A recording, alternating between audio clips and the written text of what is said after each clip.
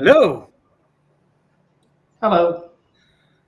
Welcome to the very first Small Home Collective lock-in live. Gents, Choo-choo. how you doing? Doot. Hello. Hey. So for the people who've kind of followed us on Twitter and seen the chat over a number of months, we have had what's called the Small Home lock-in a number of times, where it's just a couple of us, we get together, we just have a chat, shoot some shit, have a couple of beers, and it's very relaxed with a couple of whiskies. And every time we had these, we post on Twitter, we had these great get-togethers. People would say, "Do you know what? It'd be really good to know what you guys are talking about. Let's be involved." So we are.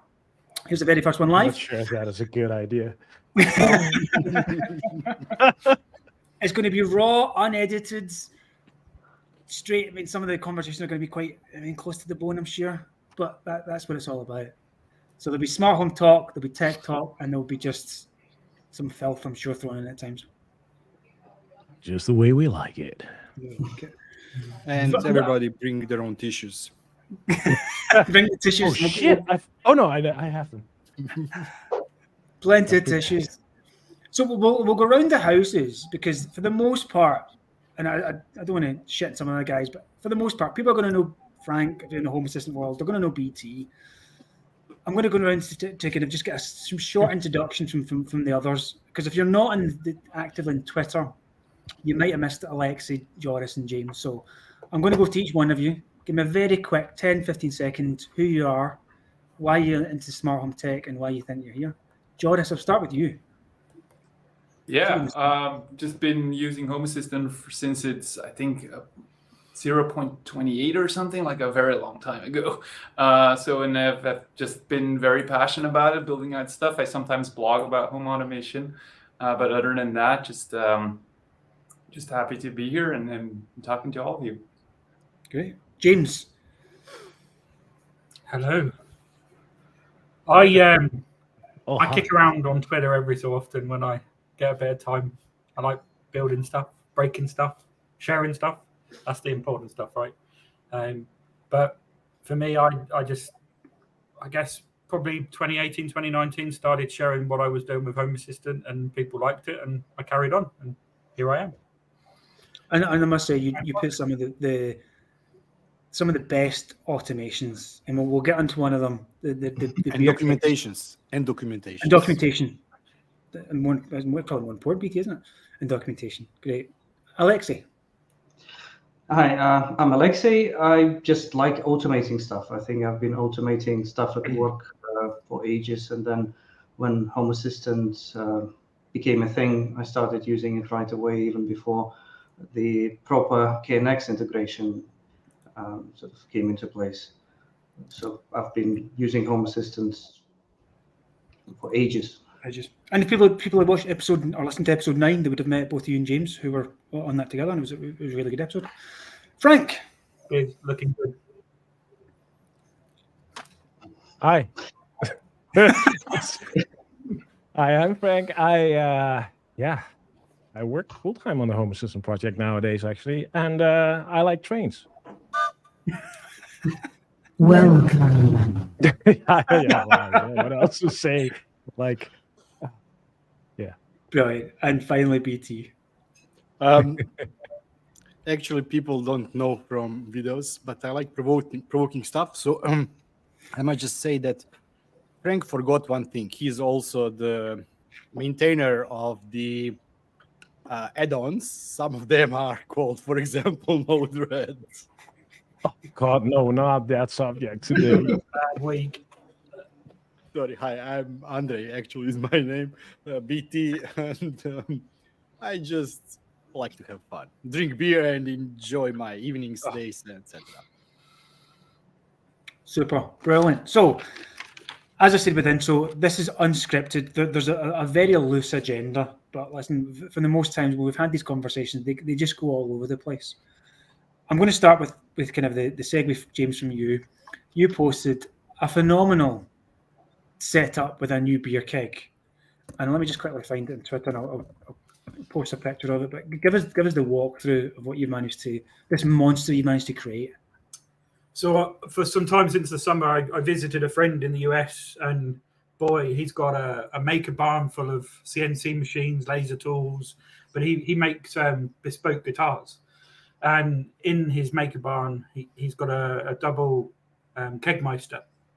So it's a fridge with 2 full-size beer kegs, powered by, I guess, CO2 or something, and out pops cold beer, right? So all summer I've been thinking one of those would be really, really nice. And since my dad passed away, I brought with some of his inheritance a coffee machine, right? I use it daily and think of him and everything that means to me. And it sat on this old table, that ruggedy old thing, and I recently replaced it with the same sort of style kitchen cupboard as the rest of the kitchen, and there was a perfect space for a beer keg there. And I thought, right, the Kegmeister's going to be a bit too big. Let me try one of these perfect draft machines out, right? And I think they've got about 50 kegs on stock, and I buy beer for the weekend and stuff. I thought I'll give it a go, and I got in a bit heavy, right? So I loaded up the shopping basket and bought a few too many kegs. The first machine, right, it's the Philips machine, runs at 3 degrees, lock and load, and off you go. And I thought, how cool would it be to show what beer is on tap, right? Because I've done some modifications to the machine. It doesn't live on the counter; it lives inside the cupboard. And I've modified the tap unit so that it connects to a pipe and then onto a beer tap that sits on the counter. So when friends come around for barbecues in the summer and whatnot, I thought it would be cool to show the beer medallion. And I've got these Android panels kicking around the house, and one's just opposite the machine. So as people come into the back of the house, they'll see what beer is on from the machine. And then using a smart plug, I'm tracking energy usage to see the beer rundown, and that's on the Philips machine, right? That's not smart; it's just connected to an energy plug. And then the Pro machine has a nice little ESP32 inside, connecting to a Azure IoT hub and stuff. So I'm having a bit of fun trying to see how I can integrate that and get some of the data from the machine, but when 2011 dropped, we've got the cool to-do list, right? And I just thought, this is just begging for me to use to store my keg, right? This is my cellar. So the medallions along the top on that Lovelace screen, when I hit them, it just calls the service to add the item to the to-do item. And it runs via a script so that I can get the date plus 3 months, because the kegs have a shelf life. And then I can drag and sort them around as I need to. And then when I remove one of those items from the to-do list, it marks it as the current keg, resets a counter that tracks the beers that have been running down, and the Android screen is just a piece de resistance on the wall. I do have, kicking about here, a 4-inch LCD panel here with a Raspberry Pi behind it, and my view is to get some kind of steel enclosure made up for this, and this will live on the beer tap to show that screen, right, on the beer tap. Wow. You're on mute, Lee. It's bound to get somebody. There we go. I'm on mute and I managed to stop sharing the screen. James, that's just showing off. Yeah, exactly. Oh, Did you so think true. of using the water flow sensor to basically count how many pints you have left? I could, and then I could stick load cells under the machine to count the weight and track the weight. And to be honest, if I pour half a pint, I'm going to know roughly when the keg's getting low. It's more of a novelty than a precise dispense machine. The thing with the flow sensor on it, because it's beer, it's got all the yeast and stuff. You need to make sure your lines are clean, and I can clean the line from the machine to the tap really easy. I've modified a syringe so I can sort of bleed the pipe each keg change if I want to. But I did wonder, like, how much bacteria is going to kick around in a flow sensor, and then is that going to introduce kind of mold and bacteria into the line and make my beer unpleasant? So simple as possible here. But you could have probably homemade beer, some kind of variation of the beer you bought. Yeah, yeasty one, that's for sure. I used to work in a pub, and we used to clean the pipes once a week. So I imagine if you clean the pipes, it should last a long time. Yeah, the keg itself lasts a month in the machine. But that's with their line, right? So the keg to the tap is about 10 centimeters, but mine's got more of maybe like a meter and a half of a line, and because the machine's in the cupboard, it's also warm in it as well. So I think I worked out there's about 10 mil or 16 mil of beer in the line, right? And that's going to get warmed up by the machine. But by the time you've done the first pour, it's still going to be a 3-degree. Fine. Well, you know what the fix is, James, isn't it? It's quite easy. Just drink it quicker, right? Just don't stop drinking it, yeah. Use it all the time. Dave, Ian, welcome, because I know you guys joined slightly later in the week. Everybody else gave a bit of an introduction. Dave, Creative, the man who never showed his face, just the magic hands. Jazz hands. I'm just here. Dave, give us an overview of who you are and your channel, etc. Oh, really? Okay. Right. I do home automation stuff, but I mainly deal with DIY electronics using D1 minis, ESP32s, and ESP Home predominantly. And basically, I make dumb things smart, pretty much. It's the best way to describe it. Thank you very much. The best fun. Yeah, cool. Thank you very much.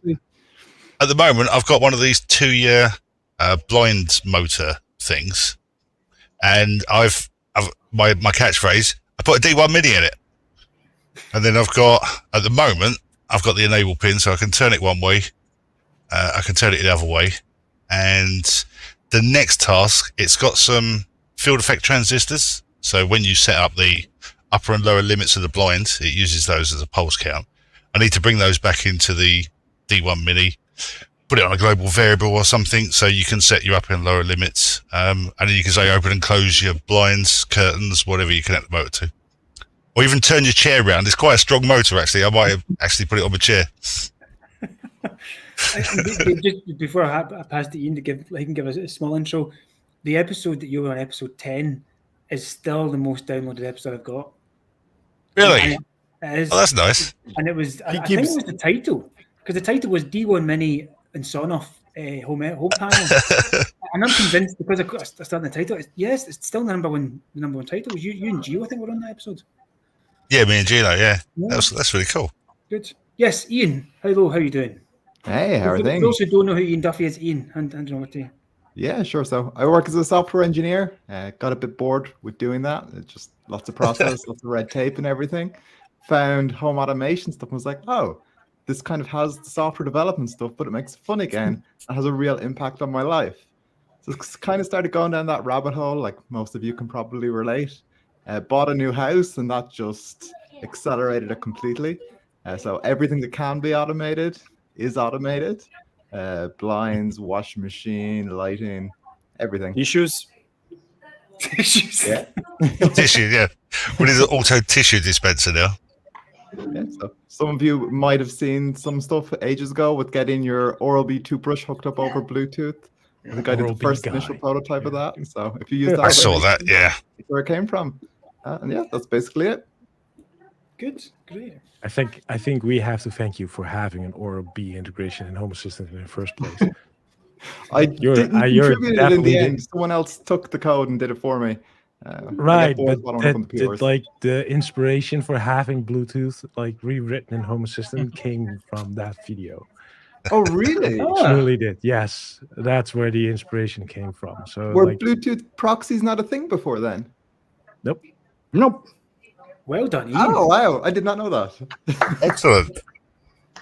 Right, like we should be And able to like make music when the Bluetooth brush goes on, right? Like Yeah, brushing your and teeth, some you have to people hear, like some people even use the oral brush for brushing their teeth. yeah, exactly. Really? What? Not a- There's some weird not people a- out there. Good use case. Really Some good. strange. Let's wait for another beer. Ian, do you still use no? I said, do you still use the toothbrush? Was that ever used to be a proper use case, or was it a novelty? I'm going to fuck around with this thing and try and. It was complete novelty, and I don't use it today. I've since changed toothbrush because the battery life on it was terrible. So I'm on a Show Me based toothbrush now, and you get like 2 weeks out of it. It's fantastic. Right. There's a cool thing still about that toothbrush concept, especially for kids. Like if they stop brushing their teeth, like doing like a quick music tune in the background for 2 minutes, giving them an idea for the time. I do really think there's a use case. Mm. Yeah, I think I've seen people on Definitely. Reddit with automations for that. Nice. I Yeah, did 'cause something we- like that in COVID to wash your hands, right? I stuck a sensor down the drain. I was like to my daughter, wash your hands for long enough.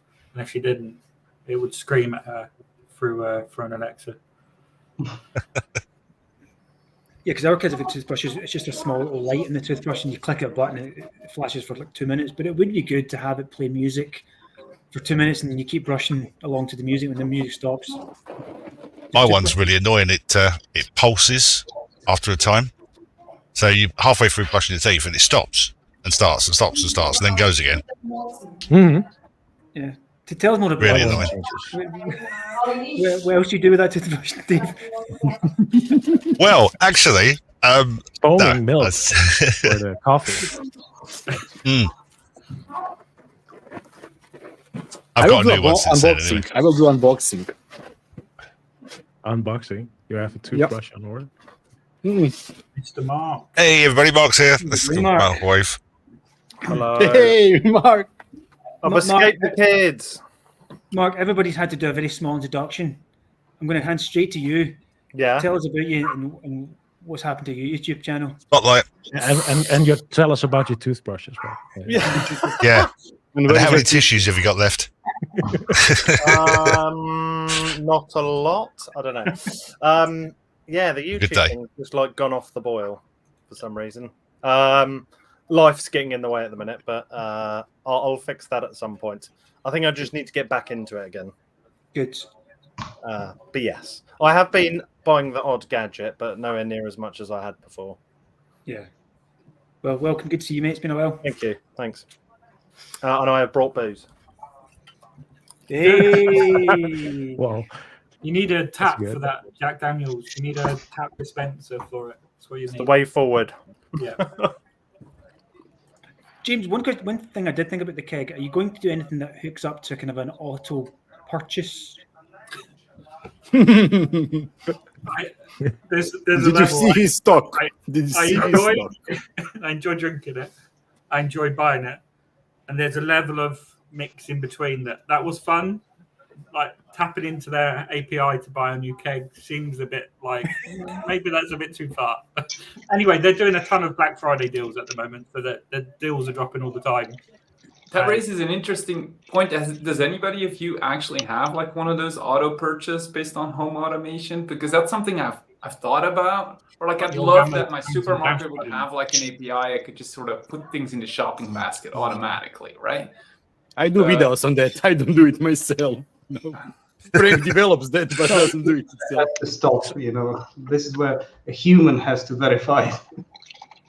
so there's an integration that is called Picnic in Home Assistant, which is actually like a supermarket we have available here, which I use, which actually is really nice because they have an integration and you can actually put like stuff into your basket. I think if it's just in my basket, I would probably be okay with it. If it would just like send the order, I would probably not be okay with it. So I like that idea. Yeah, I don't like the idea of that. So there's buttons you can press and it automatically orders like tissues and toilet paper. Yeah. Tissues. Exactly. First thing. Based on the Oral-B integration. Okay, I see where you get. I use The whole idea of Amazon- smart pantry is just something like I think we're just scratching the surface with that to-do list example, James, that you have implemented.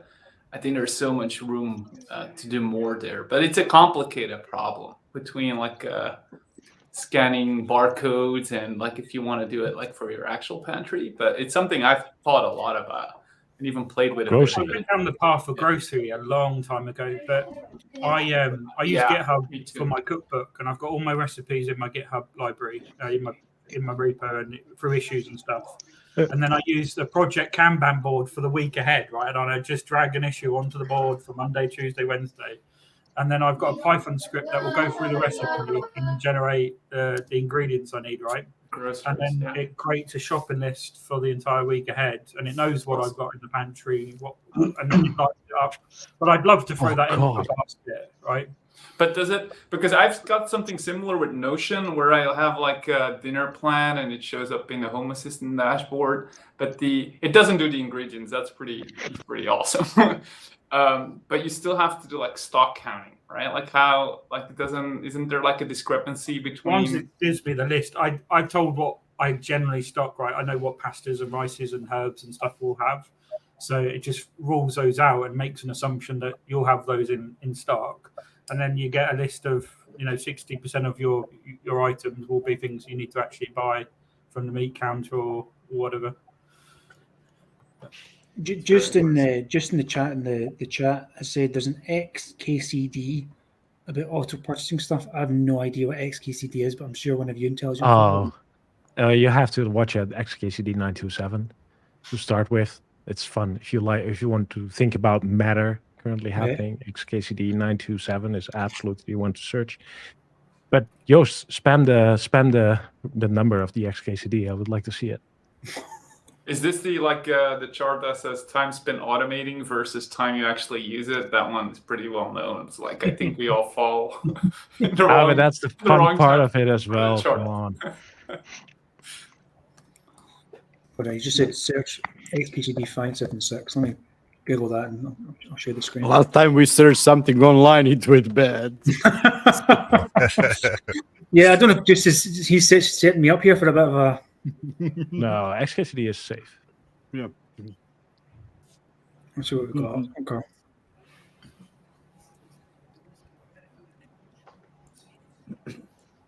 That's what I've got. I'm not feeling it. Just the first or second one looks good. That's the good link, by the way. Yeah. Oh, comic about romance, sarcasm, math, and language. Mm-hmm. Yeah, I know that one. Okay. I love packages. But I even find now. So when the Echo Alexa goes off, say, by the way, it's been a while since you've ordered, I don't know, omega-3 pills. Do you want to reorder them? That's the prompt. Oh, this is a bit more intelligent. But even then, when she asked me, it's like, no. If I wanted to order it, I would have ordered it. So I don't know what kind of auto ordering becomes a genuine thing. Well, Amazon is stupid about it. Last year I was buying a lot of components for my PC, and a week later said, like, it looks like you bought a CPU last week. Would you like to buy another one? But I don't know. I really do not figure out how they can be a successful company. So, for example, I buy Tado thermostat. In 2 months, I received advertising for Tado thermostat. Guys, I bought it. Give me something close to it. I buy, I don't know, set of screws. Then after a month, do you want another set of screws? They simply do not have any simple logic. They cannot tie in 5 of the purchases you made. It's just Hold Are you looking for something like you've bought toilet roll, we think you want tissues? Something along those lines. No, you bought You're in deep Oral-B, shit. you want tissues. But yeah, something like that. Or you, I think like the moment this is becoming And scared the when we're three, you going want to a see. box of tissues. True. they've I got think a as soon big as set of products, ChatGPT right? starts working, ChatGPT Yeah. starts working, and you be used for stuff like this, that's the point where this is going to be scary, right? Yeah. It's scary. Yeah, definitely. I cannot talk about that, but I've seen some scary private closed chat GPT for corporations, what they can do, and it's really scary. I was Yeah. first thing, I didn't know that when you are creating, setup for the chat GPT, be a service desk agent, give what blah blah blah blah blah, that one of the things you have to say is don't lie. Yeah. Don't lie. If you don't say don't lie, it will have imagination of giving you the right answer without really giving you an answer. You know the problem with forums when people were getting all that codes done from ChatGPT that actually didn't do anything but looked very good, nice. Yeah. So one of the things is don't lie, and second is verify your answers. For example, 2 or 3 times. It means that it does self-testing for the answers. At the end, you really do get nice answers. Really surprisingly nice. Scary. Yeah. Frank, It's when all you- about when you the put Home prompt Assistant, engineering. Yeah, make prompt sure engineering. You Yeah. say don't lie, right? So when we say order some toilet paper, that's actually toilet paper that comes in not. Yeah. tissues, right? If No, it was I trained tried by Amazon, using it it. would be the expensive one. Yep. I tried Yeah. using it for my work stuff, let's say, and the answers were very persuasive. But when you sort of deep into it, it's complete nonsense. So it's a language model. It doesn't have any knowledge per se. So it's So 3 I mean, the tips. thing is as well, it's trained on the internet. And if you look at how many idiots are out there posting stuff, It must be you're going to true. get bad answers.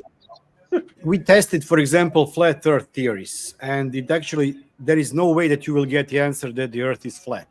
It It may is. at the end tell you that some people think that the Earth is flat, but it will give you answer that the Earth is not flat.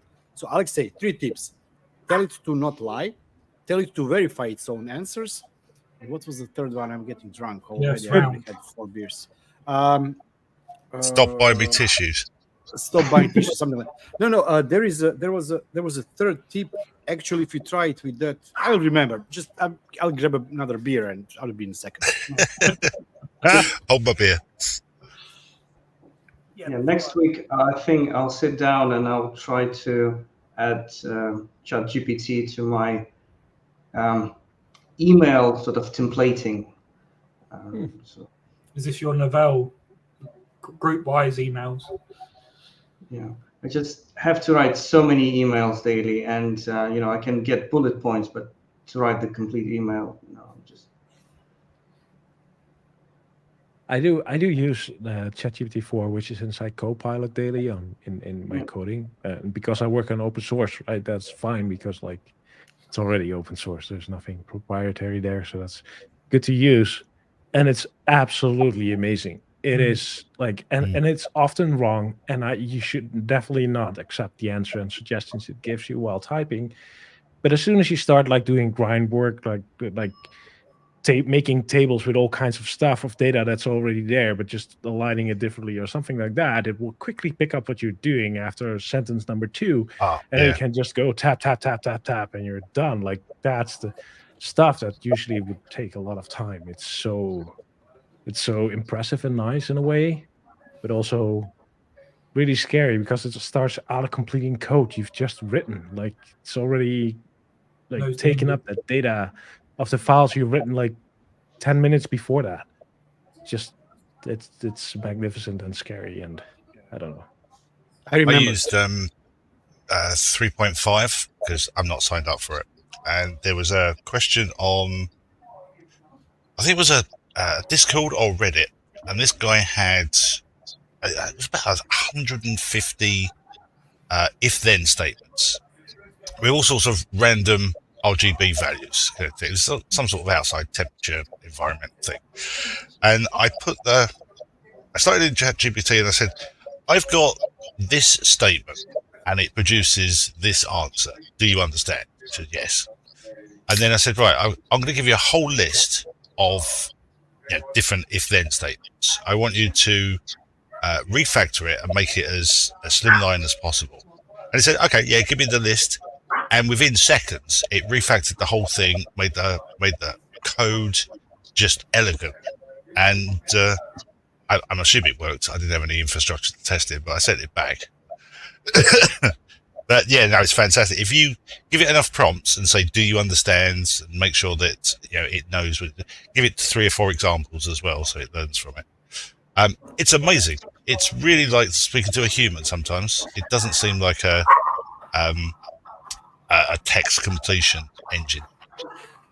Some of the stuff it does. I remembered what was the third thing. Always make it say the references. If it's giving you facts, tell it, okay, reference where. So you can do a checkup. And with those 3 things, you can literally get the answers and verify that the answers at the end are really correct. So what were those 3 again? Sorry? What were those 3? Tell it not to lie. Tell it to verify its own answers. So it goes in a loop 2 or 3 times. And then to reference the information where you got the information. Okay. For code, it may be less important, but for example, if you ask it something in a legal department or ask it something about scientific department, it will give you the answer, and then you give the references where he got its answer from. Okay. I guess you need to make sure to do it in that order, right? Because if you tell it not to lie, you don't want it to lie about the references it's just given you. Probably, yeah. So you sound very lowly. You're very quiet. Like you have a different mic input or something. Where's that now? Or maybe you have hidden your microphone somewhere else with your toothbrush. Mm-hmm. Yeah, that's louder. That makes me messed up. I do wonder though. I have a follow-up question on this one. Is Home Assistant now has a bit like the ChatGPT conversation agents, and you can talk to it and we'll talk back, and that's it, right? But let's say like everything is possible, and it would be like fully integrated ChatGPT 4 into Home Assistant, and what would it do?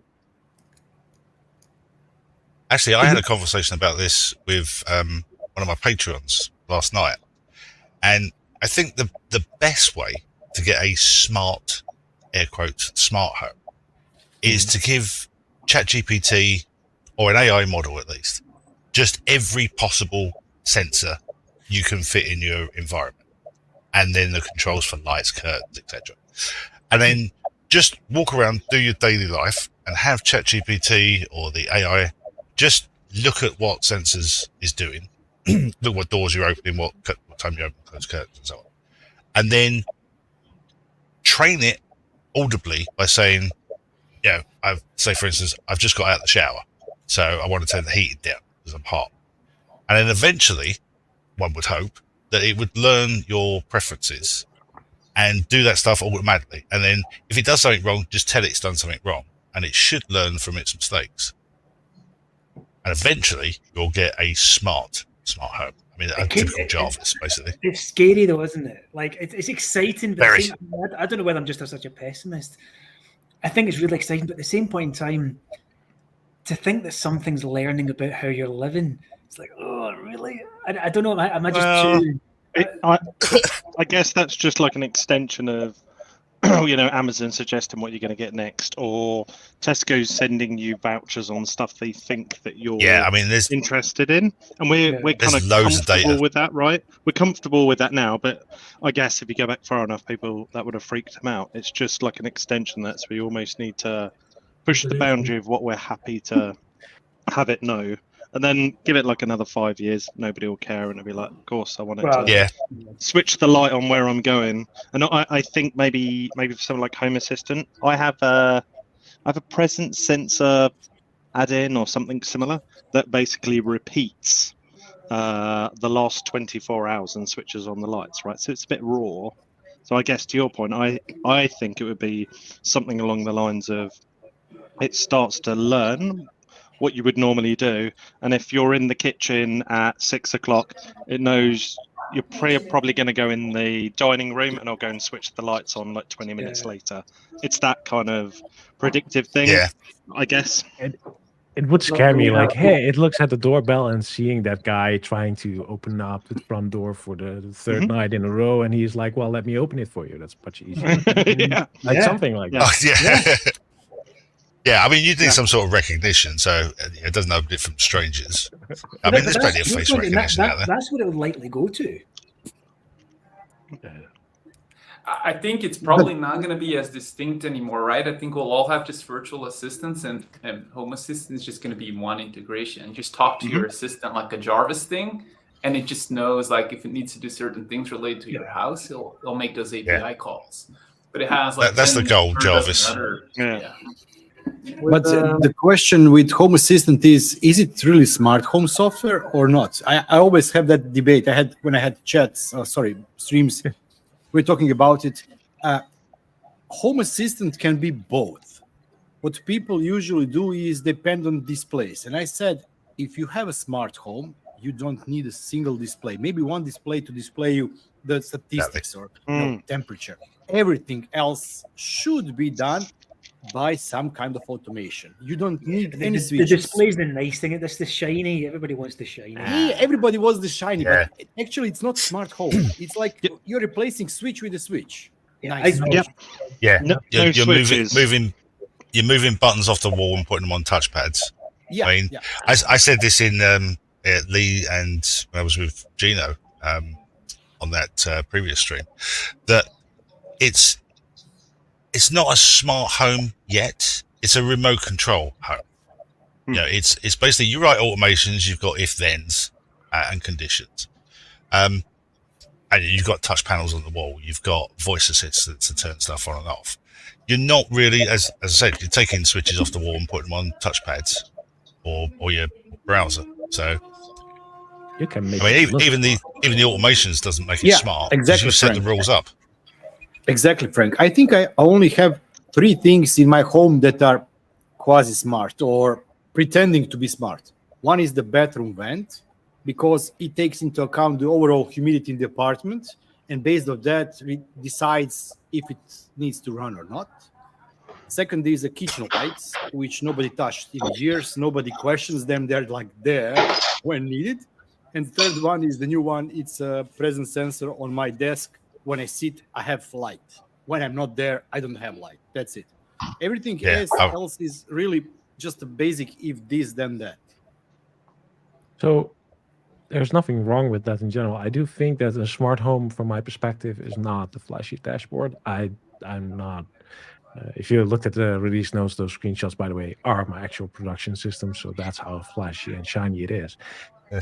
And it's not. It's mostly default, because I think automations are the thing that drives it. Like you should not be aware that it's there, but you should be aware that when it's not there, like if it's not working, you should be annoyed by stuff, that it's not like turning on the light automatically. But during the day in normal use, you should not be. It should be just natural and happening and just as you expect it. It's like ubiquitous, right? You kind of don't know it's there, and to that point, the time when I've seen it is my son went round a friend of ours, and I think I might have mentioned this before, but he went round a friend of ours. It was New Year, and he went in the toilet and he comes back to me and he says, "Daddy, it's very dark in the toilet." And I'm like, yes, because Uncle Fred has light switches. And my son, who's like 7, is so used to not using a light switch in the toilet. He was just like baffled by the whole thing. Elsewhere, like I do that all the time when people come in, like, you left the light switch on in our bathroom. I'm like, oh yeah, sorry. Yeah, exactly. I do it. Turn it off. Yeah. I haven't quite walked in myself. I'm old enough to have experienced light switches, right, for long enough that I don't go in and sit in the dark in someone else's toilet. But I think that's like an extreme version of seeing how Although, Mark, that that sounds ubiquitousness nice. is. That does sound nice to be in somebody's toilet, sitting in the dark. In the dark with your cell phone. It's peaceful, but kind of Trying weird at the to same aim time. for like the ball. Yeah, exactly. I normally got like a light out for that, just a little bit. But I need one on my belt, maybe that'd be useful. I don't know. Belt light. Belt light, yeah, like He-Man. There you go. Somebody had All right, that. stay there a minute. Right, I'm just gonna start making that. little read switch on your fly, so it's automatic. I was hoping Or it that could be a heat sensor. If it sees like a heat signature of some description, then Oh, that might go off all the time. They're constantly flashing. and I get in thought trouble that for that. Aaron from Make It Work was going to try and come along tonight, but he can't make it, unfortunately. But the reason I wanted to speak to Aaron was he recently published a video about all the millimeter wave sensors. He had like 15 in a rack. Oh, crazy. Yeah. My question to Aaron is, probably to all of you, first of all, who's using the new shiny millimeter wave? And is I it, bought one a couple of weeks ago. okay? I Are you don't- using it because it's new and shiny, or are you using it because there's a genuine difference from Yeah. a PIR? And It's- what's the difference? But for specific cases, but really for specific cases. Exactly. Okay. Yeah. Well, I've got one on the behind me at the moment, and I set it up for a region on my desk, a region on my parts area where I keep all my bits. So if I walk over there, the light comes on. I've got a time of flight sensor now because it's a lot more reliable. That thing's got loads of ghosts. If I turn a fan on, it sees that as another person. If I've got a fan on the windowsill to extract air out when it's hot, it sees that, and then I end up with 5 people in the room, and all sorts of things are going on and off when I'm just sitting at my desk. So, I mean, it kind of works quite well, but it is susceptible to interference. I say I've got plastic bladed fans, and it sees that as well when it comes on. You need to train So them. it's a though. bit annoying.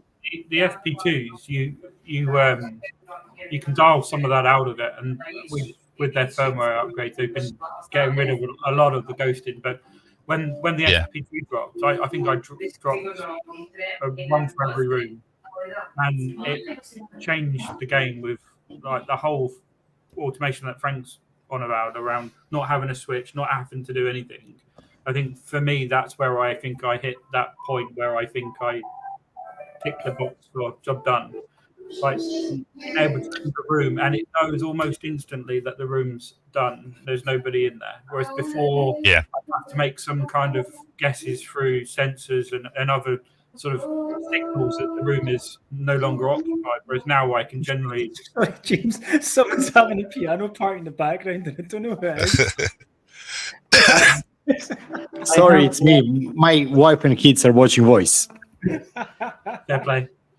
I have one of this Everything Presence One sensors in the lounge, and I still have the automation. So when no one is in the room, it turns off all the lights and the telly. So I have completely forgotten that this automation exists, and then my little daughter just runs to me and said, "Daddy, the telly is switching off every 5 minutes." And I've spent about 2 hours trying to figure out what's going on with the television. Then I noticed there is a toy standing next to this sensor, just covering it, but covering just the millimeter wave half of it. So it was actually working for the PIR, but not for the millimeter wave, and was turning off every 5 seconds, every 5 minutes. It was a bit of embarrassment. So like, I do use use EP1. I'd use the EP1 under my desk. Like, then it knows when I'm here, and that's enough to pick up. 1 leg, 2 leg. Yeah, it doesn't matter. Like, it's just for like if I'm sitting here, because if I'm sitting here and working nice, just working, it's not you move. You don't move in. Oh, sorry. Hold on. Hey, there it is. COVID. Hey. COVID. Mr. COVID's arrived. Everybody put a mask on. Yeah. Can I get a little bit more distance from him in the screen? How you doing, mate? There you go. I'm quite okay. Oh, yet. That's good. I'm feeling a bit dizzy. Just give me a second. I'm having issues with my sound. Go ahead. Have any of you played with the ones that do heart rate and breathing monitoring and all that kind of stuff? I did 4 videos in 4 weeks, each week a new presence device. Okay. One of the devices that is really underrated is the ESP home-based RoomSense IQ. So far, I haven't seen any other device that has such a good auto-calibration feature. For example, you put it in a room where you are.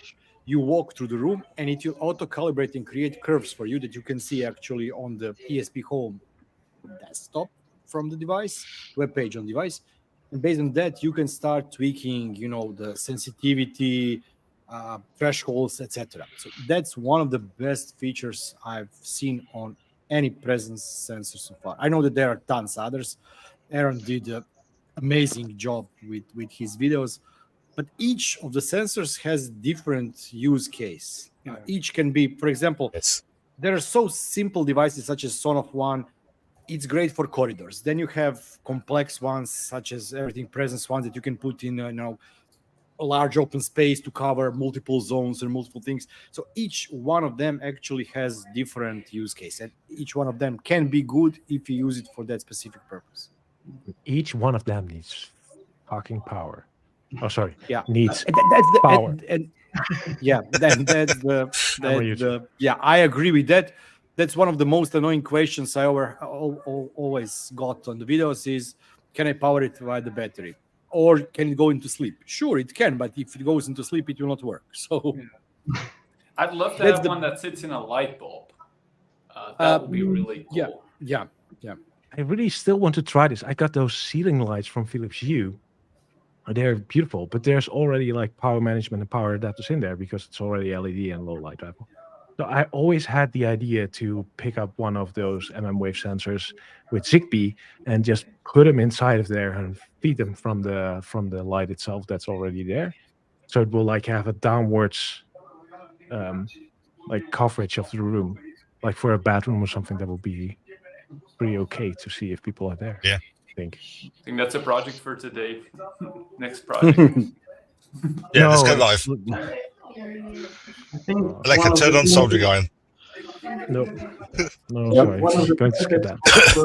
ESP Home presence sensors is that you can also use it as Bluetooth proxy if it's ESP32, which is something I started thinking about, and I feel like I might go and buy probably 10 the AP Which ones. Bluetooth devices do you use in your bedroom? Oh, I have Xiaomi Oral-B. scale. The toothbrush. I The toothbrush, and then how many Bluetooth Those devices toys, use in your those. bedroom? Well, I use it for presence detection for Okay, that works. Yeah, watch. sure. Yeah, but I have one fancy automation. I have the basic Xiaomi scales. It's Bluetooth, and in my bathroom I have a ceiling speaker. So every time someone steps on the scale, Home Assistant knows, of course, that the current weight. And as a joke, I made Here we go. Didn't take long. Start it. Man, what's going on? no.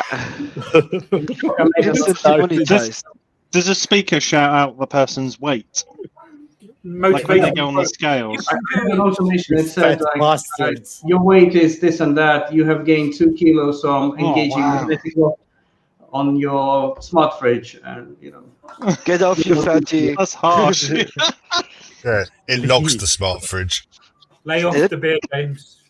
Maybe next week. You shared that page, but could you like I posted a video yesterday of the hacking of those things. Yeah, I saw that. That was beautiful. That was awesome. Like a guy that with was a awesome. zero just hacking like those That was like, awesome. play toys. Oh, Yeah, but if you look at the cybersecurity or lack of cybersecurity, that's a great thing. Imagine going to a nightclub with one of those. Yeah. Go to a nightclub with one of those hackers, and then just see how many reactions you get. But Frank, just imagine if you can hack this, you can actually hack the insulin pumps also. Because they have zero protection. They require a device enrollment, don't they? You need to depending. Really? Maybe the I've wearable seen tells you how much sugar you've got in, but it's not going to pump insulin into you. I'm sure those devices are enrolled based, aren't they?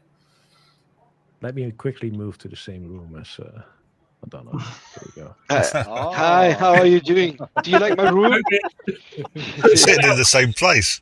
Yeah, who's sitting on who? No, But there is no mask. Please keep distance. Tissues? Anyone? I'm going back into the studio. Yeah.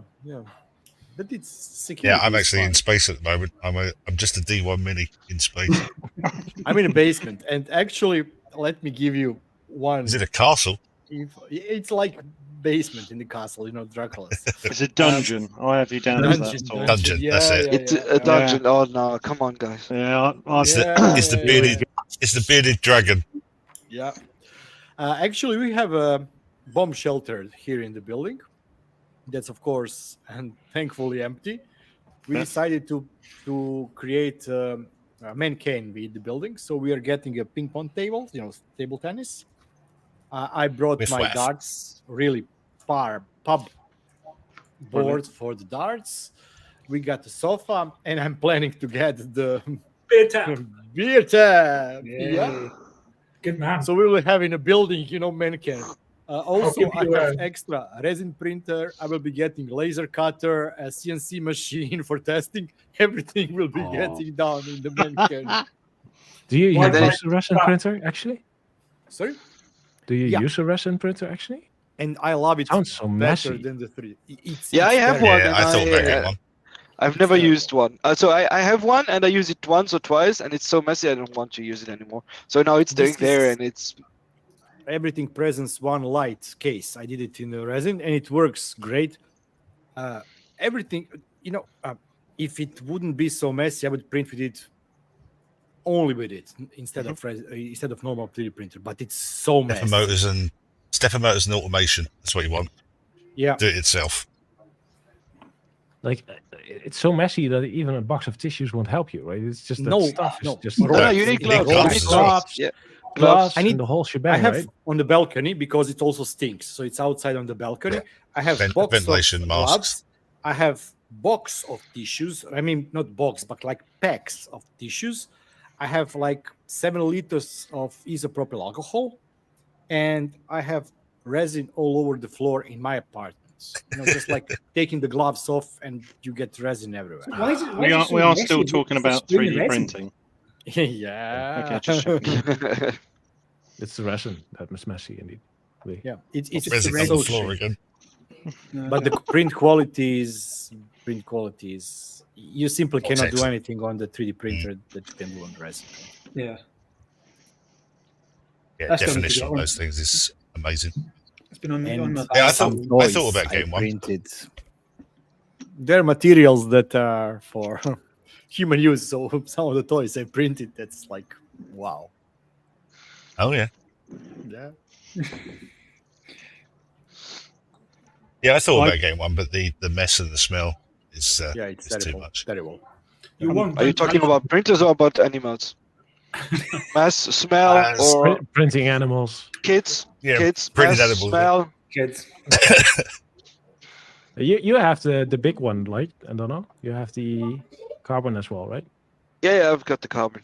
I So ordered one yesterday on Black Friday. You- so you I'm did? Really excited. Yes. yeah. So I am have 3 Ender Pros, 5, but I'm not using them since I have the carbon. So I want to get rid of them and just have one printer. And for the work, we're considering just ordering a Carbon 1X. No, not the Carbon, an Enterprise, because we need Ethernet. I don't know your carbon. How loud is it when it prints? I know it's faster than normal ones. It's really loud. It's not too. Yeah. You can't. So I have it in my office, but I'm not sitting in the office all the time. And I just closed the door, and it's next to my living room, so I even hear it through the closed door. What's the model there?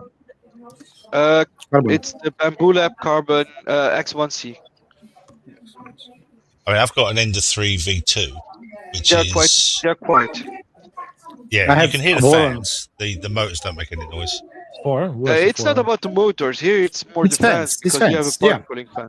Yeah, it's the fans. They're really noisy. I have Voron 2.4, and you cannot hear the printer as per se, the printer, but the fans that are cooling down the electronics, that's like jumbo jet. Yeah, but what you can do is actually what I did for my Ender 5s, because I had them in the office, and that was quite annoying. So what I did is actually replace all my fans with Noctua silent fans. This and is it was with quite. Noctua. Yeah. This is Even the power supply. Yep.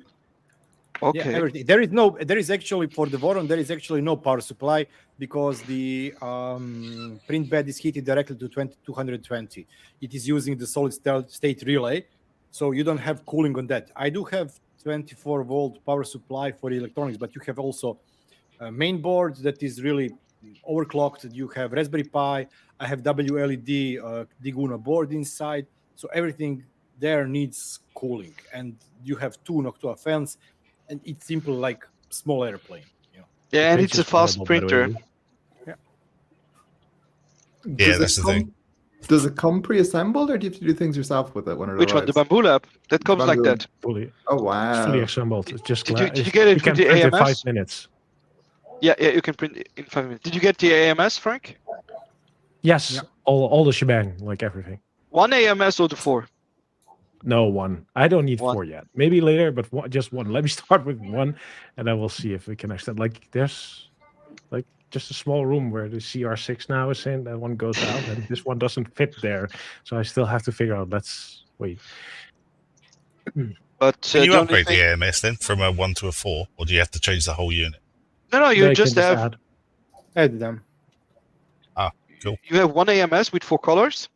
You just have to replace to add a hub to have more AMS, and then you just can daisy chain them. You can daisy chain them.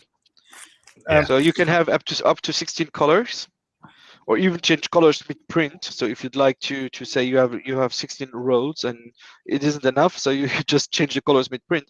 But the thing is, it takes a long time to print 16 colors because for each color he poops. So. Yeah, what I like the best about the AMS is you can put 2 rolls of the same color in, and if one roll is out, it will continue on the next one.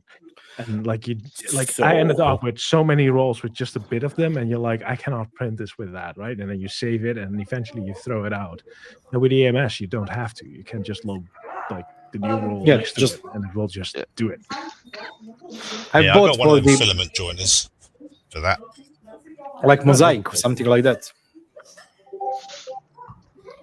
I bought for the Voron as an open source alternative or something that was both the Nuke Reality K, whatever, and Bamboo Lab are based off in terms of how they work. They created open source version of the MMU. It's called ERCF. Doesn't matter. I built the 12 color version. I've never ever finished calibrating it, so everything is ready. It's on the printer last year and a half, and for final calibration I have to provide 12 rolls of filament, and I simply do not have space to put the 12 rolls of filament to do the final calibration. So actually I'm just using the one same filament passing through the system, and that's it. In theory, I can do. At the office you currently have a Prusa with an MMU. And Prusa are like the best machines you can have. Like, if you'd like, in prosumer market, they are just reliable. And then if you add the MMU on top, it just gets the worst machine you can have. So I went on Reddit and I posted like I was having issues with it, and people said I solved my issues by throwing it out of the window. So that's how people solve their issues with the MMU from Prusa. And that's actually why we're getting. That's why we're getting a Bamboo Lab, because we have been spending like a lot of hours trying to get the Prusa at working, and now that's why we're getting a Bamboo Lab, just to have a. That's quite funny, but that's a reliable machine. It isn't one of the best you can have, but it's reliable. It works. Yeah. And whenever you have an issue, you just call them up, and the support takes a bit of time, sometimes a week up to response time, something like that. But they replace everything. And what I like about the Bamboo Lab is you can buy everything. Like you can replace every shipping. yeah. You can replace any part, they can ship it to you, and you can replace it yourself. They have instructions on the internet. So it isn't like the software isn't open source, but it has MQTT, so you can even talk to it with MQTT. But what I like about it is just it works. Like 5 minutes, unpack it, put it together, and it works. I was surprised about the new Prusa XL, whatever, with multi-heads. Reviews for that were, I was really surprised because, as you said, Prusa out of box usually is a very good printer, and if you want to recommend something, if you have a budget, go with Prusa. Don't go with Creality or whatever.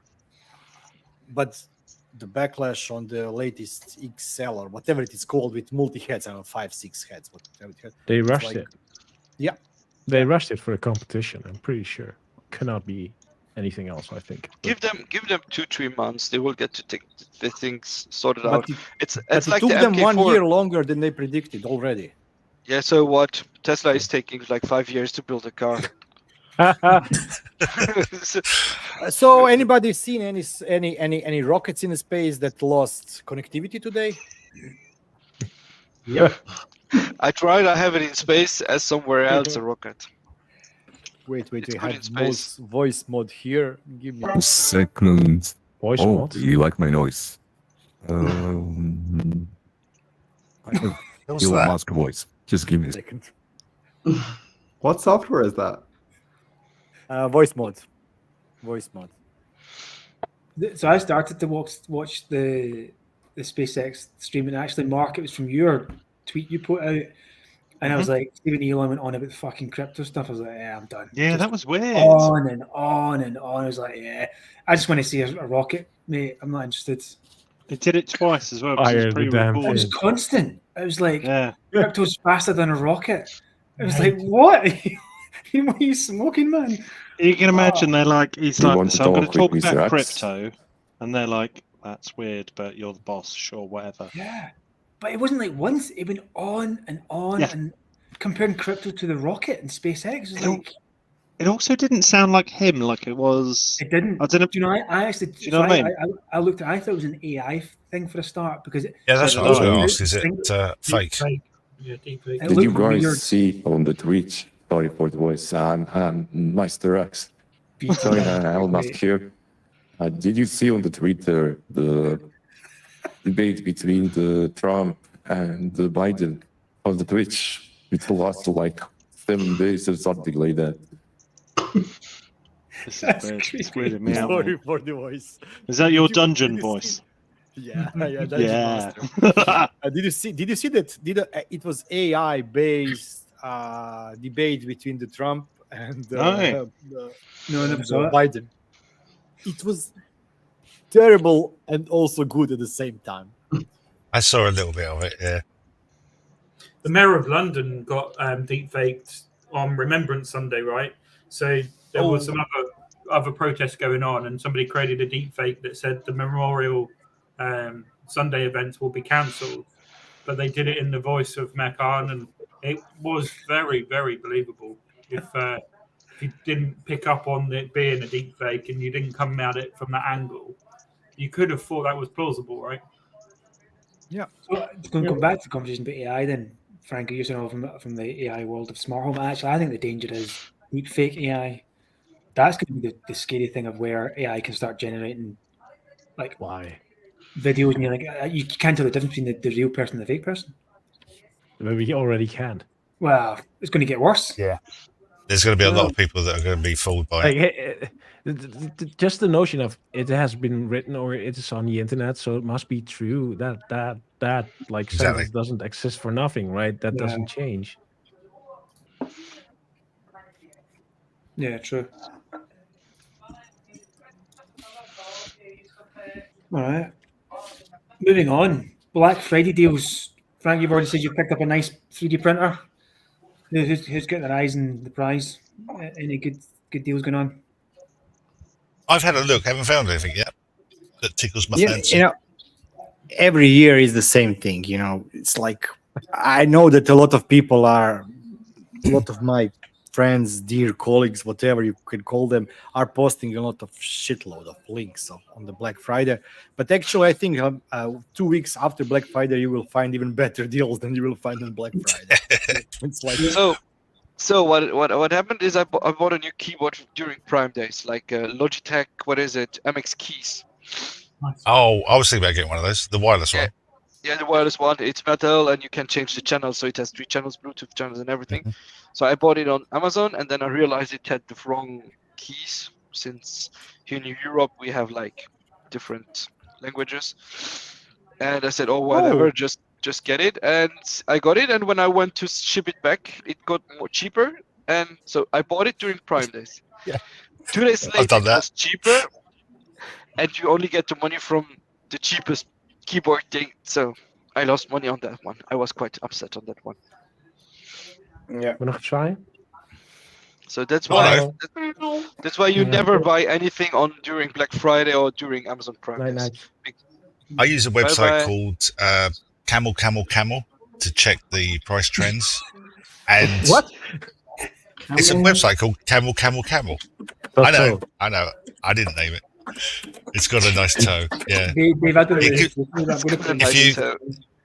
If you use it too long, you get the hump. But I use that to check the prices. And half the time, the Black Friday deals are higher than what it's been like 30 days or a couple of months previously. So they put the prices up, then put them down again for Black Friday. I have an Edge it's a scam. extension that does that on Amazon, right? And every product you go to on Amazon when you're in Edge, it shows you the history chart for the price, and you can start Honey does seeing, that. like last month the price rising, and then it will suddenly fall for Black Friday, and you're like, well, it's no cheaper than it was like 3-4 months ago. Exactly. Yeah, I've got the honey thing that does that as well on Amazon. I get it all pop up in the corner. So how does it work, Dave? So like I'm on it now. So I just find the product and tell me what the sale price is. Find the product, get the product number from Amazon, put it in the search at the top. Or just ask the browser. I check for the stuff I sent you before. That was Amazon. It's get the right one, not the wrong one. No, not that one. The other one. Bluetooth sex toys. What's the price trend on those? So for this one, Yeah, you can find them me cheap. This thermostat's $37.99. So will it show me what? Yeah, you got graphs there. There you go. Just down a I look bit, for the- little bit. Down a little Can you look for Twinkly RGB 600? Yeah, like yeah, if you yeah. talk about like a Black Friday deal. Twinkly. Yeah, something without the E in the end. No, it would be 600 I'm dying. and here. 600. Yeah. Quietly, please. These ones? Yeah, mute your mic, for God's sake. Yeah, but that's the 250 RGB. Yeah, add 600 to it. Then I can see if I pay too much. Yeah, it's not coming up. Oh, it's not even available. Oh. Then I We crashed it. Too many Okay, searches there you going go. on. There it is. paid less. Okay, I paid way less. So this one I got as a Black Oh, there Friday you go. deal. And Yes, it's kind of gone nice, up for right? Black Christmas Friday. shopping. That's odd. I isn't it? paid It's not odd. It's how they do things, you know. Yeah, do it all the time.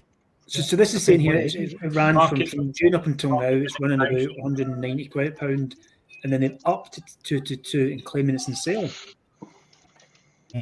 Wow.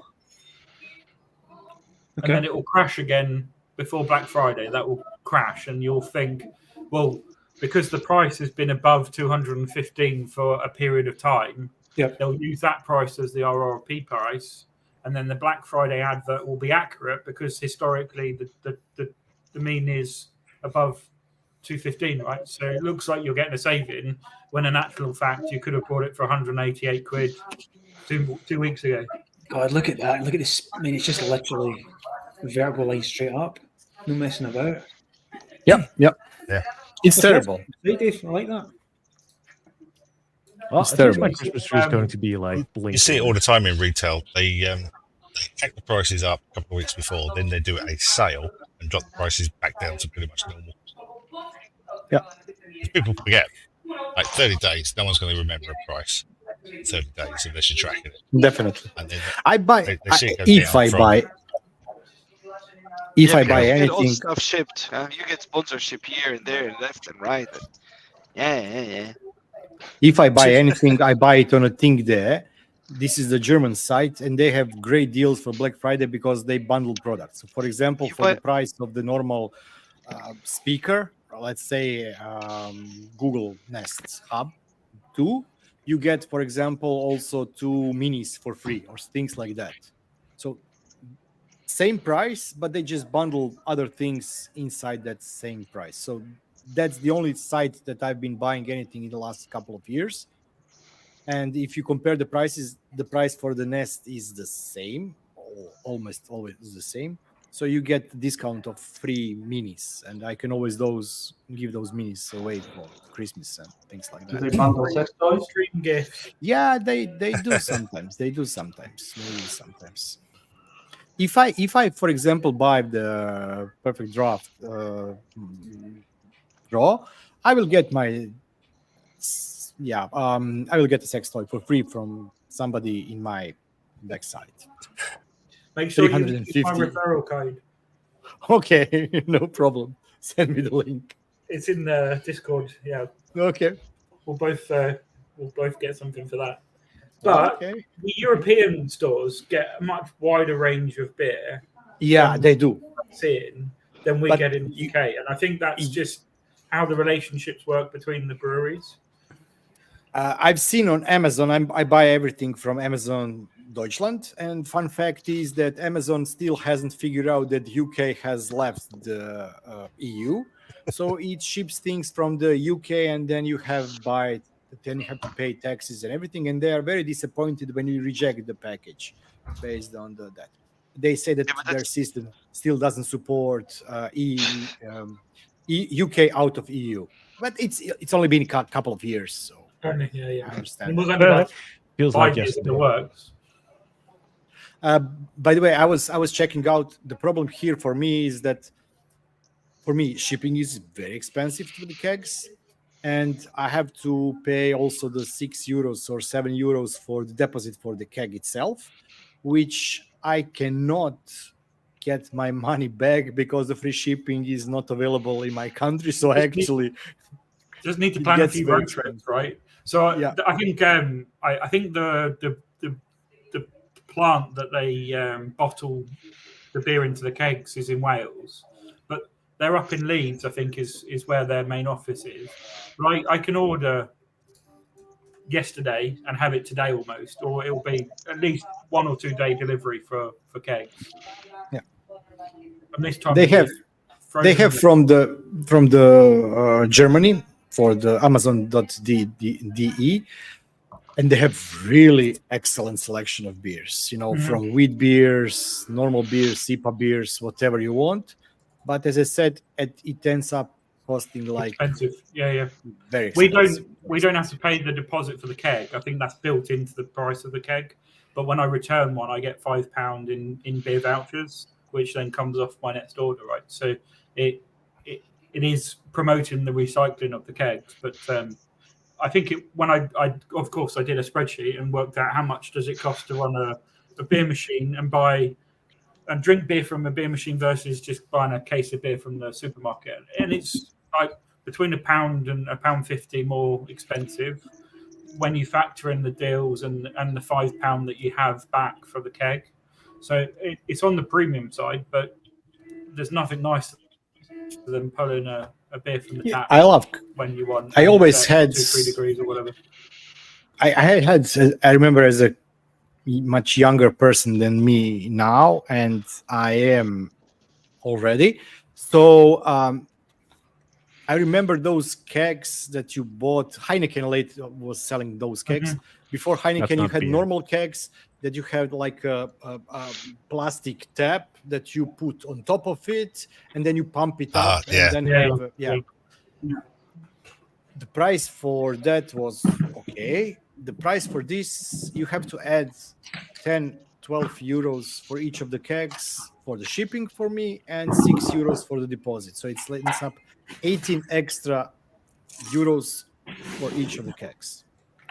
And it adds up. But on the other hand, I love beer, so. Me too. Wunderbar. Ausgezeichnet. Ja, natürlich.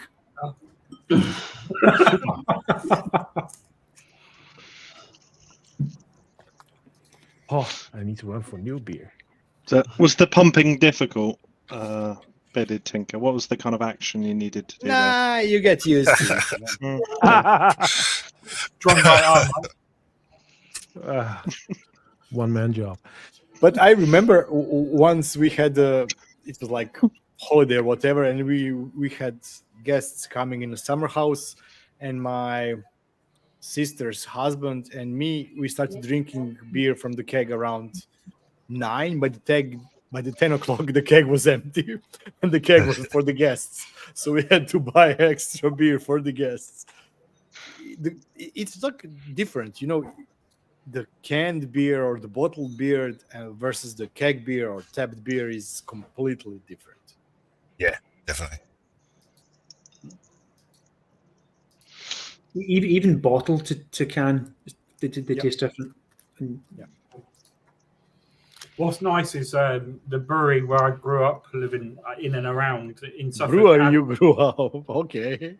It's a lovely coastal seaside, really hoppy ale and beer, and they've moved to lagers and they do whiskies and stuff now. They've completely spun off the brewery into a wonderful, wonderful thing. It's great to go down there and see family and see some Adnams, not the Brewdog kind. You got the hops in the air with the sea air and stuff. It's great, but of course on Perfect Draft they do a keg of Ghost Ship, which is one of my favourites. So buying a 6-litre keg of that is a happy day. I can tell you now, Jack Daniels and Coke in a can and poured by myself. Myself is slightly stronger, but apart from that, pretty much tastes the same. Yeah. This one is 8%. Nice. Yes. Oh, I do hope that's arcade in the mate. calendar. I'm about to open it. Yeah. 8%, and that is lethal. Yep.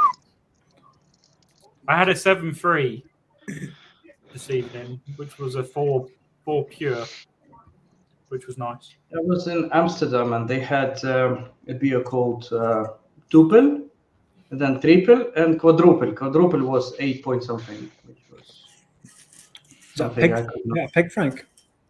Frank's got his pig out. What's with the pig, Frank?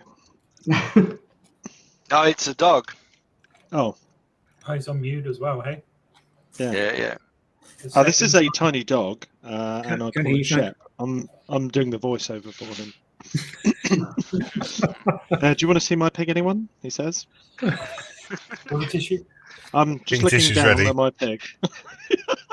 He's named the pig Node Red. You're polishing your pig now.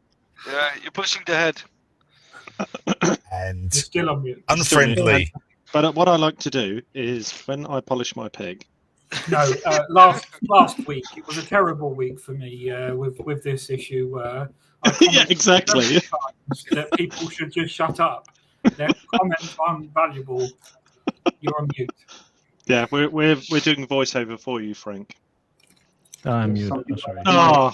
But I had a terrible week on Node-RED. I hate Node-RED. It's like not Wednesday even was no, a good day. Wednesday was just the worst. And the stupidest thing is I have ran this version for over a week.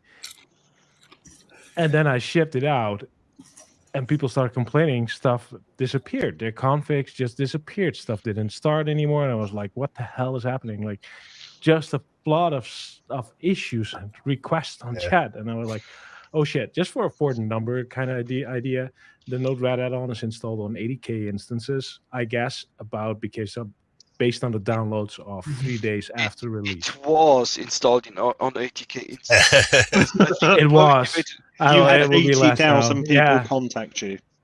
But it was such a stupid mistake. It absolutely was my error. I shipped a bug. I could have spotted it. I don't know why I've not spotted it. I don't know why it didn't show up on my test systems. It happened. I'm human, and it happened. It happens, dude. Don't worry. Don't sweat it. It was a feature because every time they open a thread, they can start from scratch and have fun with Node-RED. So it's a feature. No, that's. If you like But no, Node-RED that's so much, just Node-RED. That's just Node-RED. In all honesty, people know I don't like Node-RED, but it's just because it's not my thing. It's not my thing of automating. I'm a coder. I can dream YAML. I can see that. That works for me. In Node-RED, everything starts to dizzy for me. That doesn't work for me personally. But for some other people, maybe yes, and that's fine. But I never intend this. Like, this is not what I want to ever do again. I had a horrible end of the week, to be honest. Like, I don't want to. You know what was the wasn't it just a for the spook for every single add-on that you do? Problem solved. I mean, that Node-RED thing, that was just a misplaced underscore when it first. It's like content directory. It was a check. Like, it migrated something, and after that migration, it could trigger again because it didn't check if a file existed. It checked if a directory was existing, but it wasn't a directory. It was checking. It was a file. So it would check if your Node-RED config flows file existed. But instead of calling like the file exist function, it called the directory exist function, and it would return, no, it doesn't exist. And then it would treat it as like there's nothing to migrate because that's already happened. And the directory doesn't exist. So it must be a new install. Let me copy over the default like starting setup. And it's just I changed check directory into check file and stuff worked again, but I didn't see it even. It was ChatGPT, right, Frank? Just it was Chat. Yeah, ChatGPT. No, definitely not. Like, this is stuff that I. But you know, I read. Restore now. I read a couple of PRs, and there was like a content underscore directory and a content directory that was changed. And then you did the hotfix, which was the file to folder change as well. But you know what's the reason? Frank. The reason for that is, Frank, if we would have drag and drop in Home Assistant, you would easily be able to use drag and drop in Node-RED. So that's Well, Frank, see when Matt from Not Enough Tech messaged me saying I heard Frank's having an issue with Node-RED. Fuck him. No, it's like, no, but that's the general fun, right? I don't like Node-RED, and then that's the general thing that I always say, like, fuck it. But in the reality is, I do care, and I really don't want to have 80K of people getting into troubles. That's never my intention. You should have seen my messages explode everywhere. Like, it's email, chat, my GitHub, like everywhere they try to reach me, even on LinkedIn, like. There's something wrong with my instance, and that's something That's Are you the only maintainer of the add-on? Yeah. Oh wow. Okay. And you just imagine personally. Just do you use the add-on? No, I use it in a test environment, not in my production. Okay. Just imagine if the Met would be in the EU during that problem. Yeah, that would be fun. I would like. Yeah, but you affected more people than MyQ, right? With the Chamberlain outage and the disconnection of third party. Ouch. Yeah. But these things happen, and those things get fixed. Of course they do. But the problem is the comment. Yeah, the comment. It was fixed within 2 hours. Everything was fixed and ready and shipped and like found, and which is actually pretty okay in response time. I'm fine with that. And I'm actually pretty proud that I managed to quit that. But no, the comments are pretty okay as well. Like this was the first time it was okay. There were one or two rotten apples in there, and you will always have them. Like, there's always somebody pissed, and somehow I can understand and relate to it either, right? Like they have their home and it stops working, and maybe they're not home themselves, and did auto update, and their wife start calling and being pissed, or I don't know what. Like, maybe there's something like that. I don't know. I can maybe even like imagine that. But yeah, there's always some people that are having the entitlement, which is not the fun part of it. But this time, lots of people jumped in and smashing those down as well. Which is absolutely lovely to see, and thank you everybody who did comment in positive note, because I could really use it that day, which just then helps as well, right? How do you, and this could be a serious question, Frank, how do you, from a mindset point of view, if I'm having a bad day in work, I'm not getting abuse from colleagues, I'm not getting people moaning at me, a bad day in work, too many emails, too many meetings, etc., etc. But for you, in a bad day like that, when you're getting berated from arseholes at times, how do you deal with that mentally? Like, how do you shut off and say, okay, what do you do? That's not, I don't think it's different from like previous jobs, to be honest. Okay. Like, the only thing that the luxury... Take 5 minutes, take a breath.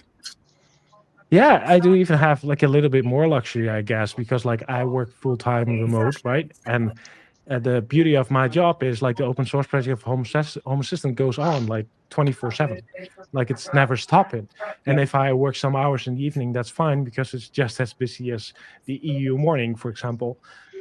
So if I get in a situation where it's too much for me, or when I'm not like okay with stuff, then I can just pick up my bike and like go for like I don't know, like a run for an hour or something.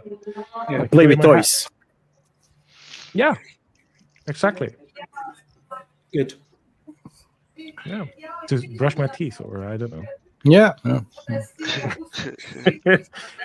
No, but it's easier for me, I guess, to walk away compared to older previous jobs. I think it's now better for me. I do think it's less controlled. Like you cannot inform people that you have a bad day. If you have a bad day, you go to work, you can tell up front, right? I'm not feeling so well today, so people can take that into account. That's not something I can do. Yeah, I could tweet about it and hope they read it, but like, yeah. Apparently, I don't need to tell my colleagues. They just see me and then they ask me something, and based on my answer, they'll know if I have a bad day or not. Yeah, that's like my wife. So Oh, if oh. I tell them fuck off, they know I have a bad day. Well, that's kind of good to cue. Yeah, yeah. That's Yeah, my colleagues judge how my days with my calls with Microsoft. Depends how I talk with them. Yeah. Is it Mark you normally speaking to BT, or is it just somebody else in Microsoft? Nobody. It's James and me. I like teasing Microsoft. Oh, am I cutting out? Who doesn't? 2 seconds. I'm having a few issues here. Stream's slow for me. Is Mark back? Why did you let him in? Why did you let him in? Do you need another one, I don't know? Yeah, please, I'm dying here. Fuck. I'm still wondering where I got it from. We know that you brought flu to Alexei by sending him something. That No, wait, stop. Alexei had it before me. Yeah, we had before, but you sent him something package, and he got it. Is that true, Alexei? Did you receive a package from Andrea Donna?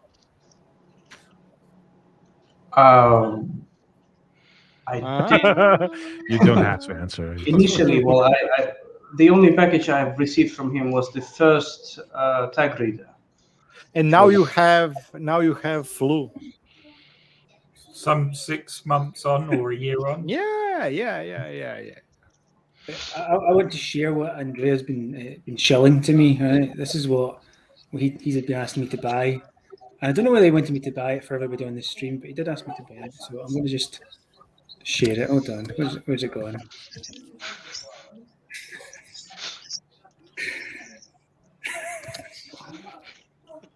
Okay, I already can see it. Yeah. Body line.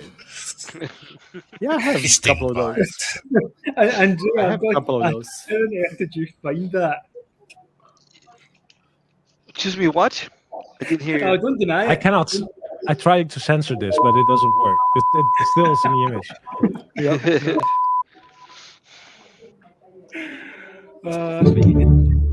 Is that what every 1,000th customer gets as a bonus package? Yeah, so they can shove their ass. Let me give you some topical cream. Yeah, exactly. If you have an issue with one of the tag readers of a Dono, you get a replacement part, right? And yeah, Tools to repair it. Free delivery on that stuff. Andrea, have you First feast for free. Have you are you dropping the number of colors for the tag reader then to make it easier? Not yet. Not yet. Still didn't. Still didn't, but I want to because it's just getting just easier for you. But since I got the bamboo, it's easier. Just brown. Do the brown. Yeah. It goes incognito up the ass. Yeah. Jesus Christ. I still I'm want to considering do a the- jukebox. There was a tweet today, I think, with someone who made like a DIY TV player, and another guy tagged me in it because they could use my tech reader. Wait, let's see if I can share it. I would love to do Wurlitzer, small 3D printed Wurlitzer on a Right. desk with those discs, NFC discs inside, and then select song. That would be so awesome. You search Sorry. printables immediately. Yeah, I printed a Didn't bunch Dave of animate stuff one? for my daughter, but she started playing with them and she has misplaced them, so never worked out the way I anticipated. I can't type.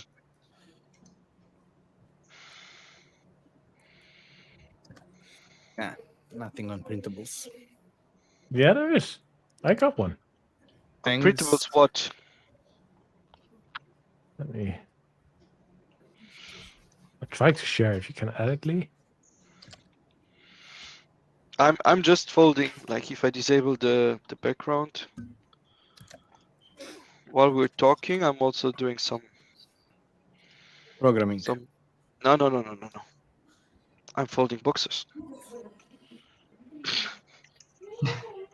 And this is how money is made. Holding boxes. Yeah, it has to be done as well. Yeah, that's true. You should make By a the way- video on it. I watched one yesterday, and it was how to open a cardboard box. Wouldn't this work? 16,000 views.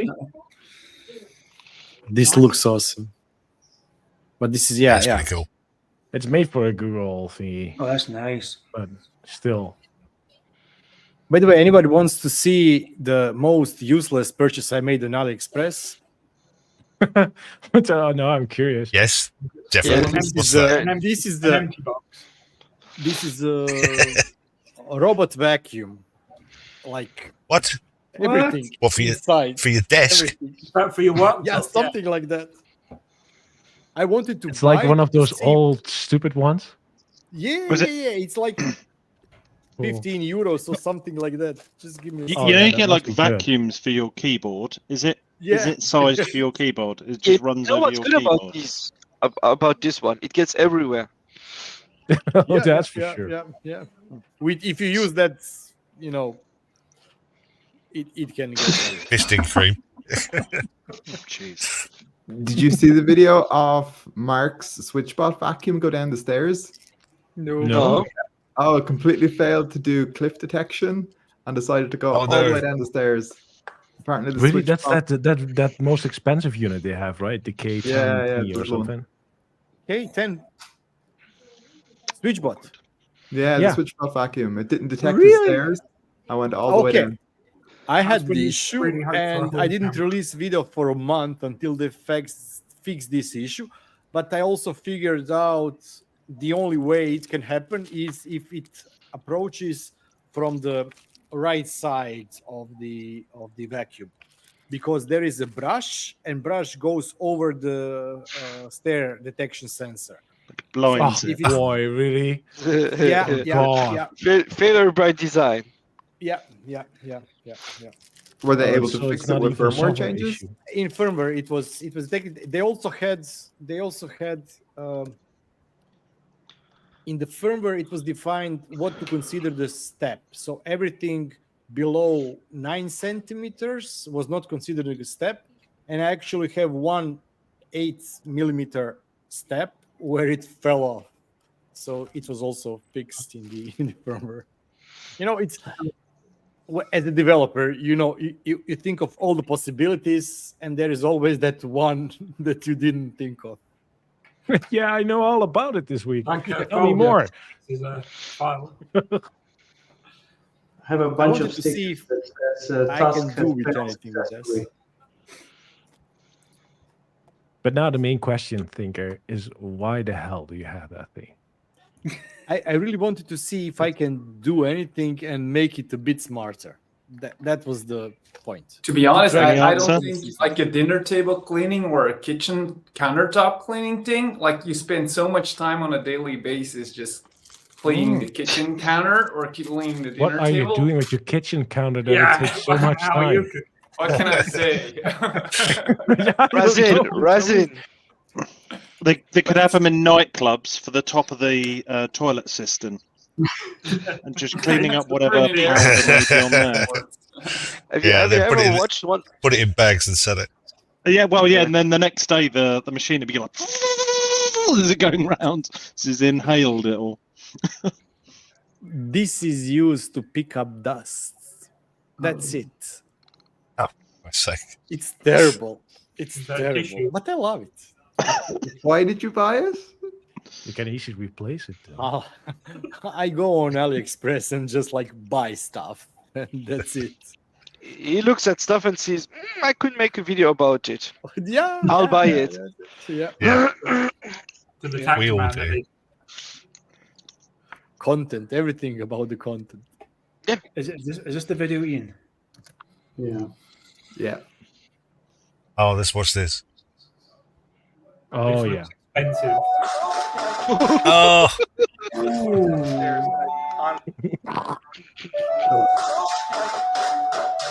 unexpected Yeah. rapid disintegration. Yeah. Definitely recommend would buy. Is that the one with the ice cream van music that plays as it hoovers? It would appear so. Oh no, not tick that box. Did it clean the steps as it fell, though? That's the question. Yeah, it did. Even the air. All right, then. It's all right. Yeah. Kind of Yeah, the served its banister got purpose. a good wipe on the way down. Yeah. Yeah, but It's a the first feature, vacuum- not a bug. Yeah, it's the first robot that cleans the stairs as well. I mean, looking at that and listening, obviously I don't have one, so I can't tell the exact. It looks like it's facing face on with the stairs. So it's not the right side. BT. Yeah. Like, I know. that's facing the stairs and just I goes straight did the off. video. I did video on it. I also have open stairs, so he has closed stairs. I have open space, 2 floors. Yep. No railing, no anything. If it goes down, it really goes down. Yeah. And it stopped there. I was Have you, able to manually position it where I could repeat how it falls down, but without that, it did stop. I don't know why it went that for him. I have it. I even put it on the 2nd floor and it's doing automatic routines now. Crazy. Yeah. But you know, there is a besides our group there is also other creators group, and there was a post. I actually wasn't expecting Paul to release the video he did last week because of the comments he made about the D-bots that we've seen and the video he created for the D-bot on how the robot actually doesn't do some simple tasks, like let's put it like that. Maybe they fixed it in the firmware in the meantime between what he said it to us and when the video was released, but it's you know. On the other hand, sponsorships. Yeah. I'm glad that I have my day job that pays the bills because. So if I was on AliExpress right now, what would I search for in order? Yeah, like hypothetically. What would I Sweeping search robot. for to find useless shit I don't want but will buy? Just browse. He's around. asking for a friend, by the way. Friend, Yeah, asking for a friend, yeah. It's Toys like for boys. buy me a coffee, and you go there, and then you All type right. in bearded tink because you need one of those. And then I Yeah. get the answer. Maximum You need a lot of those. possible. Get the most expensive one from there. Yeah, but it's strange. No, I really have to you know, it's easy for me or maybe us to joke about some of the things we depend on them, such as content creating. But you know, I seeing the chats from Paul, from all the other big names, let's say it like that, in the smart tech community, and the issues they have, the issues with the payments. You know, somebody has to pay the bill, and the advertiser doesn't pay you. It's Your not account as gets hacked. easy as it looks. Yeah, it's And not there's- as easy. Yeah. There hasn't You been a can't big rely on thing it. recently with the adverts, just kind of shadow banning adverts or something like that with YouTube. Sorry. So I saw Brian had it of Multimedia Life. Yeah, where yeah. the YouTube revenue for adverts drops because they think you're spoofing. Yeah, Views. yeah. A lot of them had it. Yeah. I think 3 or 4 out of all of them had that issue, and it's really terrible if you have to pay the monthly bills. You know, Yeah. okay, they have sponsors and everything, but on the other hand, they also receive revenue from the views. Yep. And if YouTube bans you or not bans you, if it proxies your money for a month or 2 months, it really means a lot. Yeah, I'm sure Brian said that ad revenue dropped by Yeah. 50%, which is it's a Yeah. fair chunk of change. Yeah, earlier on this year, actually, I had to verify my identity. My identity. Get it right, Dave. And it took them, I think it was 8 weeks to verify my documents, and I got no ad revenue for that 2 months at all. It went down to 0.